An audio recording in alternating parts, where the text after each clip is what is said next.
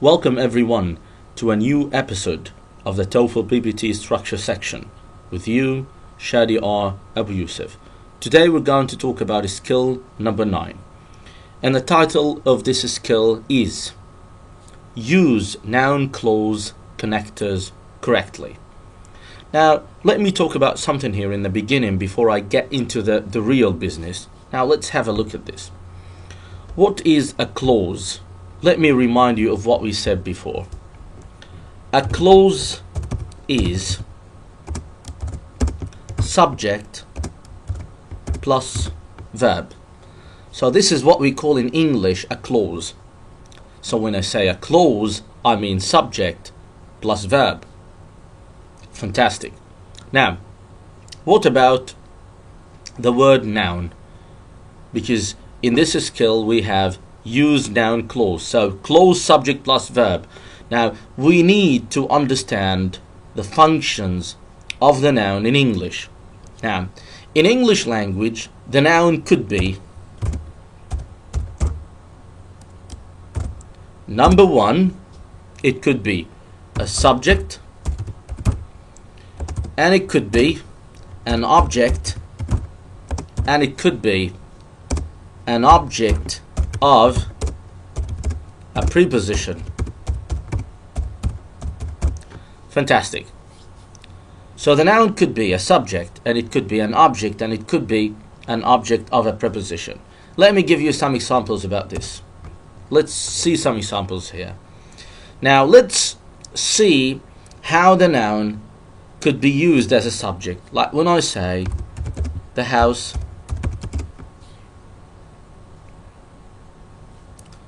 is nice. Now, house is a noun, and it is used as a subject here. The house is nice. Now look at this one here. Look at this one. I can say I know the house. Now let's have a look here. Look at the house. The house this time is not a subject. It is very clear that it is an object. Now look at this. The house is an object here. Why? Because we have I as a subject, know as a verb, and the house as an object. So in the first sentence the house was a subject, and in the second sentence the house was an object. Now let me show you this one. I don't care about the house. I don't care about the house. Now look at this, people. I don't care about the house. The house here is also an object. But it's not an object. It's not a normal object. It's an object of a preposition, because the preposition is about. So house is an object of a preposition which is about. Look at this. So please look at the three sentences here together. So I've got the house in the first sentence as a subject, and the house in the second sentence as an object, and the house in the third sentence as an object of the preposition. An object of the preposition. Now I can use a clause instead of the noun. Look at this. This is a very amazing part here, and this is the main idea in this skill, that we can use a clause instead of the noun. So we can use the clause, which is a subject plus verb, as a subject, and I can use the clause in English as an object, and I can use the clause as an object of a preposition. Let me give you an example here. Look at this one. And I want you to focus on the first example, which is the house is nice. Look at this. I'm going to write it but in a different way. I'm going to say where you live is nice. Oh, where you live is nice. It's like the house is nice. But this time I took the house out and then I put where you live. Look at this carefully. Where you live. So, where you live is the subject, and is the verb. Where you live is nice. This sentence is completely right. This is why we call this clause noun clause. Why do we call it a noun clause? Because it is a clause that works as a noun. Because one of the functions of the noun is that it comes as a subject in the beginning of the sentence. Now look at this. Let's analyze it together. So we have where, which is a connector. Fantastic. That's number one. And then we have you, which is a subject. That is great. And then we have live, which is a verb. That's amazing. And then we have is, which is the main verb in the sentence. So we have 4 elements here. 4 important elements. Let me write that number because it's a very important number. 4 effective elements. Where as a connector, you as a subject, and live as a verb. And where you live, all of it is a subject. And is the verb for this subject. So where you live is nice. I can take where you live away and I can say the house is nice. Now let's move to number 2, which is I know the house. And we can do the same thing. I can say I know where you live. Kushti. I know where you live. Now what about I? I is a subject. What about know? Know is a verb. And what about where you live? It's a noun clause that is used as an object.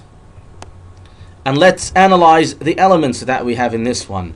We've got I, which is a subject. And we've got know, which is a verb.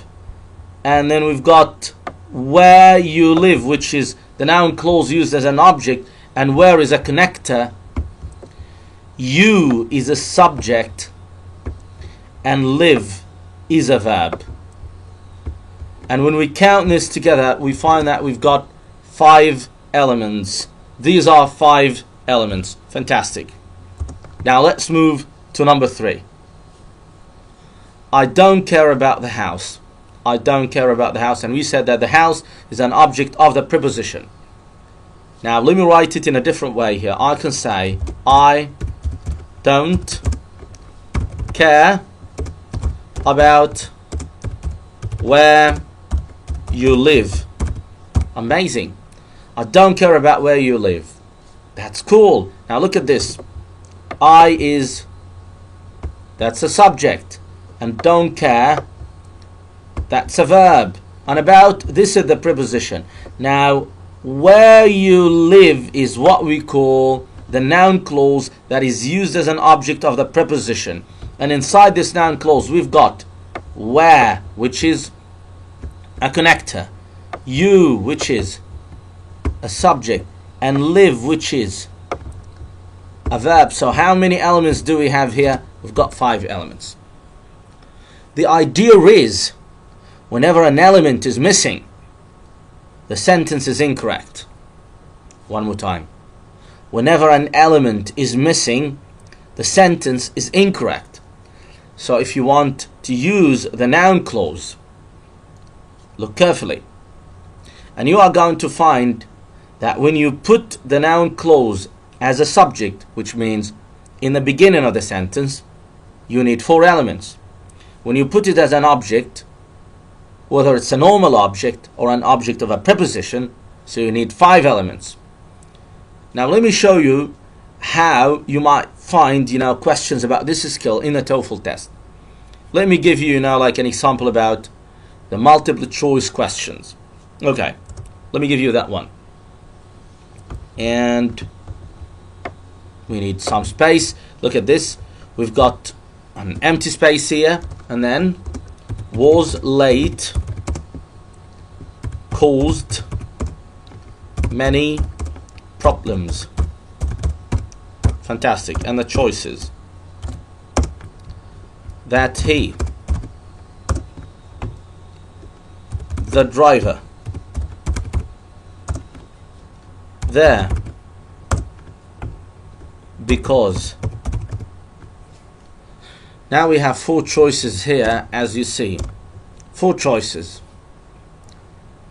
Was late caused many problems. That he, the driver, there because. Well, my advice, before you think about the choices you have, the 4 choices you have, you'd better read the sentence carefully to see what it contains and what it doesn't. As you see, we've got was, and was is a verb. Fantastic. So this is point number 1.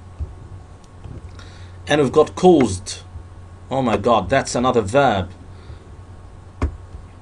Okay, now it is very easy now because you've got 2 verbs back to back here. Was late and then caused.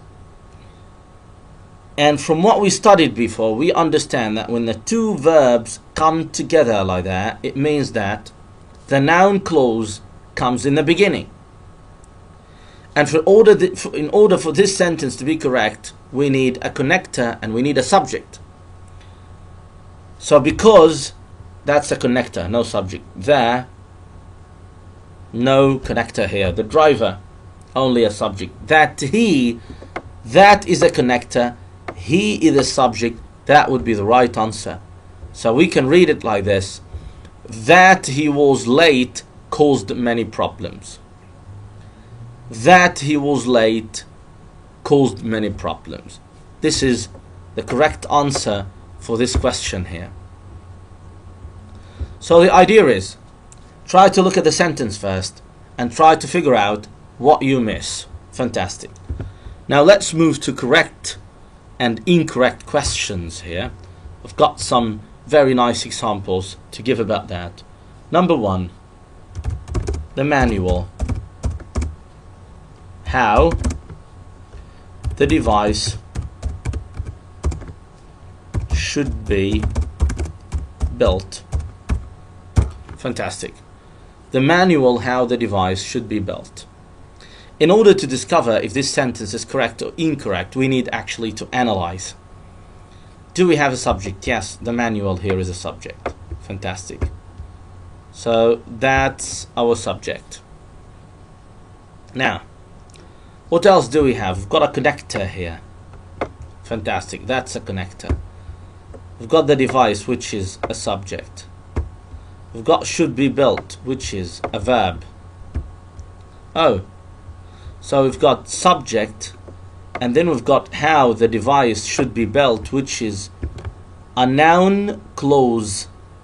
A noun clause coming at the end, which means that it's a noun clause that is used as an object. And we have a subject here. A subject with no verb. Someone might say, what about should be built? I say, no, no, no, no. Should be built is a verb for device. And the verb here and the subject are part of what we call a noun clause used as an object. Used as an object, okay, at the end. So what we miss here is a little verb that can make it completely correct. Like I say, the manual shows how the device should be built. That's fantastic. Or I can say the manual explains how the device should be built. So I put a verb after the manual and the sentence is correct. Now let's have a look at another one. And look at this one here. Talked about where we should go for a lunch. Okay, great. Talked about where we should go for a lunch. Now, where is the noun clause? This is the noun clause. And it's a noun clause that is used as an object. How do I know? Because it comes at the end. And it has where, which is a connector, we, which is a subject, and should, which is a verb, should go. So this means that the noun clause is correct. Nothing wrong with it. So I need to look for the problem somewhere else.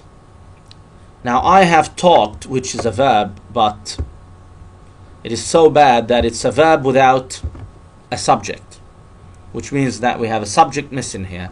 because where we should go for a lunch is the object, and talked about is the verb, so we need a subject. So like, we talked about where we should go for a lunch, and we need to make this a small letter. So that's another one. Let's take another sentence. Why the condition of the patient deteriorated so rapidly, it was not explained. Well, in order to answer this sentence in a good way and quickly, let's get the noun clause first. I've got why as a connector, and then the condition of the patient as a subject, and then we've got deteriorated as a verb. Oh, so all of this is a noun clause. Fantastic. A noun clause where? Well, let's add so rapidly along with that. No problem. It's an adverb, but we can add it here. Let me fix this. Yes, fantastic. So rapidly. Good, great. So why the condition of the patient deteriorated so rapidly? So this is the noun clause. The green one is the noun clause. Why the condition of the patient deteriorated so rapidly. It's a noun clause that comes in the beginning, which means that this is a subject. And then we have it. And here is the problem, because if the green clause is the subject, so why do we need it here? In this case, we will have double subjects and one verb. The one verb is was, because this is like the main verb here, the big one, wasn't explained. And then it, that's what we call an extra subject. There is an extra subject here, and in order to make this sentence correct, we take this subject away and the sentence becomes great. Thank you very much for watching this skill. That was Shadi Abu Yusuf, and wait for me in another skill, the TOEFL PPT structure section. Thank you very much. Assalamu alaikum.